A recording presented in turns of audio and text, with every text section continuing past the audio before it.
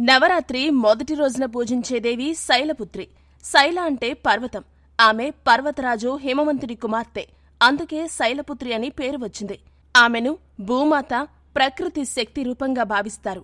ఈరోజు పూజించడం వలన సంకల్పబలం, ధైర్యం, స్థిరత్వం వస్తాయని నమ్మకం. ఉదయం స్నానం చేసి ఇంటిని శుభ్రం చేస్తారు. కలశం పెట్టి దీపం వెలిగించి దేవిని ఆహ్వానిస్తారు. ఓం దేవీ శైలపుత్రై నమః అని జపిస్తారు. పాలు, పండ్లు నైవేద్యంగా సమర్పిస్తారు. ప్రతి పనికి బలమైన ప్రారంభం అవసరం. ప్రకృతికి కృతజ్ఞత చెప్పాలి. మనసు ప్రశాంతంగా ఉంటేనే విజయాలు వస్తాయి. శైలపుత్రి పూజ అంటే జీవితానికి పునాది బలంగా వేయడం, ధైర్యం పొందడం, ప్రకృతి ఆశీర్వాదం పొందడం.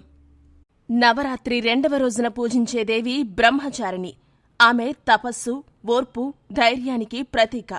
పార్వతీదేవి శివుడిని పొందడానికి కఠినమైన తపస్సు చేసింది.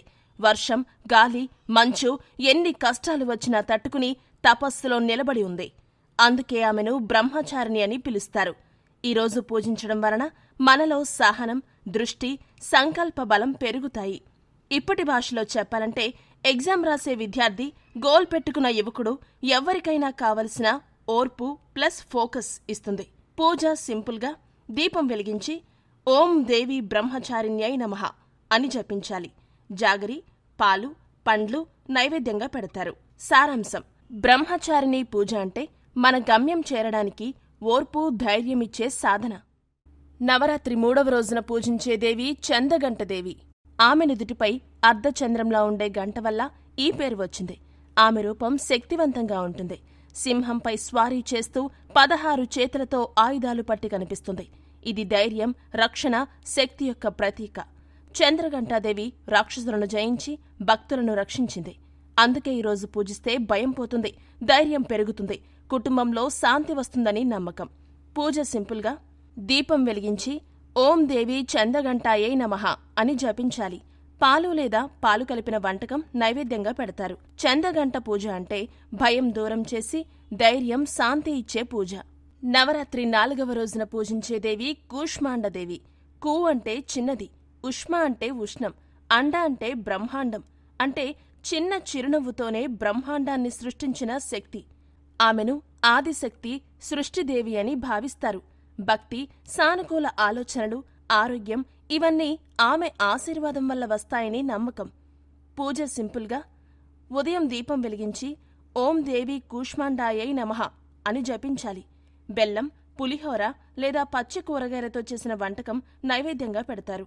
కూష్మాండదేవి పూజ అంటే సృష్టి శక్తి, ఉత్సాహం, ఆరోగ్యాన్నిచ్చే పూజ. నవరాత్రి 5వ రోజున పూజించేదేవి స్కందమాతదేవి.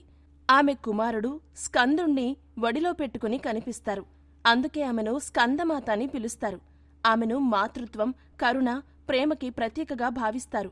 ఈరోజు పూజిస్తే కుటుంబంలో శాంతి, ఐక్యత, సంతానం, ఆనందం లభిస్తాయని నమ్మకం.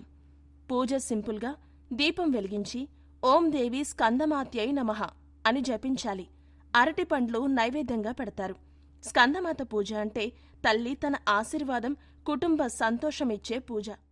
నవరాత్రి 6వ రోజున పూజించేదేవి కాత్యాయని. ఆమెను మహాశక్తి, యోధురాలు, రాక్షస సంహారిణి అని పిలుస్తారు. కథ ప్రకారం మహిషాసురుని సంహరించడానికి దేవతల శక్తులన్నీ కలిసి పుట్టిన రూపమే కాత్యాయనీదేవి. అందుకే ఆమెను శక్తి, ధైర్యం, విజయానికి ప్రతీకగా భావిస్తారు. దీపం వెలిగించి ఓం దేవి కాత్యాయన్యై నమః అని జపించాలి. తేనె నైవేద్యంగా పెడతారు. కాత్యాయని పూజ అంటే ధైర్యం, శక్తి, అడ్డంకులను జయించే శక్తి ఇచ్చే పూజ. నవరాత్రి 7వ రోజున పూజించేదేవి కాళరాత్రి. ఆమె రూపం భయంకరంగా ఉంటుంది. నలుపు వర్ణం, ఉగ్రరూపం. కాని భక్తులకు మాత్రం అత్యంత మంగళకరంగా ఉంటుంది. ఆమె రాక్షసులను సంహరించి భక్తులను రక్షించిందని కథ చెబుతుంది. అందుకే ఆమెను అడ్డంకులు తొలగించేదేవి, భయాన్ని పోగొట్టే తల్లిగా పూజిస్తారు. దీపం వెలిగించి ఓం దేవి కాళరాత్రై నమః అని జపించాలి. జీడిపప్పు లేదా డ్రై ఫ్రూట్స్ నైవేద్యంగా పెడతారు. కాళరాత్రి పూజ అంటే జీవితంలోని భయం, అడ్డంకులను తొలగించి ధైర్యమిచ్చే పూజ. నవరాత్రి 8వ రోజున పూజించేదేవి మహాగౌరి. ఆమె శుభ్రత, పవిత్రత, కరుణకు ప్రతీక. కథ ప్రకారం కఠిన తపస్సు వల్ల పార్వతీదేవి శరీరం నల్లగా మారింది. తర్వాత గంగాజలంలో స్నానం చేయగా ఆమె కాంతివంతమైన గౌరీ రూపంలో దర్శనమిచ్చింది. అందుకే ఆమెను మహాగౌరి అని పిలుస్తారు. దీపం వెలిగించి ఓం దేవీ మహాగౌర్యై నమః అని జపించాలి. కొబ్బరికాయ లేదా బెల్లం నైవేద్యంగా పెడతారు. మహాగౌరి పూజ అంటే పవిత్రత, ప్రశాంతత, శాంతినిచ్చే పూజ. నవరాత్రి 9వ రోజున పూజించే దేవి సిద్ధిదాత్రి. ఆమెను సిద్ధులు, శక్తులు, జ్ఞానమిచ్చే తల్లిగా భావిస్తారు. కథ ప్రకారం బ్రహ్మ, విష్ణు, మహేశ్వరులు సహా దేవతలందరికీ శక్తులను ఇచ్చింది సిద్ధిదాత్రి దేవే. అందుకే ఆమెను పూర్తి శక్తి రూపం అంటారు.